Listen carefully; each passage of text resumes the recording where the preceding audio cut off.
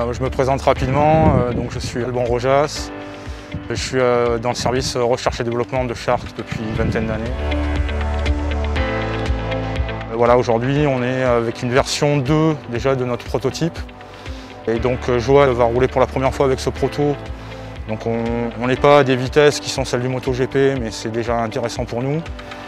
Voilà, il y a deux axes principaux de recherche. La première chose, c'est de recueillir les sensations de Johan avec le proto, voilà, parce qu'il y a peut-être des choses en termes de comportement sur le casque qui vont être un petit peu nouvelles, donc c'est très important d'avoir le ressenti des pilotes. Est-ce que ça leur apporte quelque chose? Est-ce que ça les perturbe? Voilà. Et la deuxième partie, on fait de l'acquisition d'images. Donc ça, c'est des choses qu'on ne voyait pas forcément sous Fleury puisqu'ils sont uniquement en position droite. Donc là, aujourd'hui, c'est tout le travail en virage qui nous intéresse.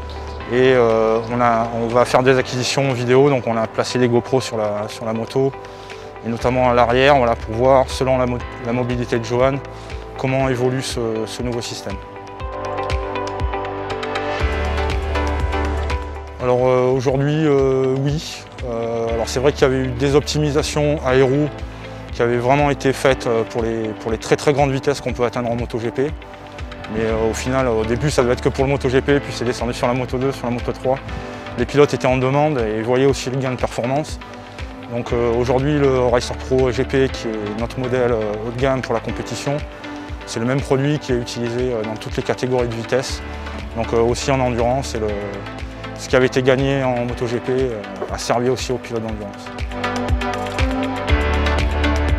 Donc là-dessus, c'est très simple chez Shark. Je crois que c'est comme ça depuis 30 ans.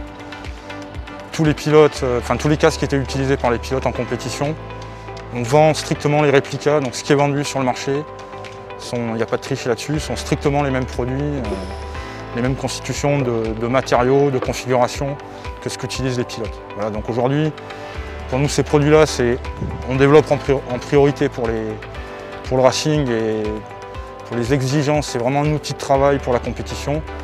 Et ce produit-là, tel qu'il est, on le commercialise pour les passionnés, aussi pour les amateurs. Voilà, les seules différenciations qu'on a aujourd'hui pour certains top pilotes, notamment en MotoGP, c'est des petits ajustements sur l'intérieur, parce que les pilotes demandent des intérieurs extrêmement serrés.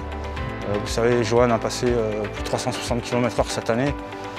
C'est des intérieurs qui seraient considérés comme inconfortables à la vente pour la majorité des motards qui roulent Shark.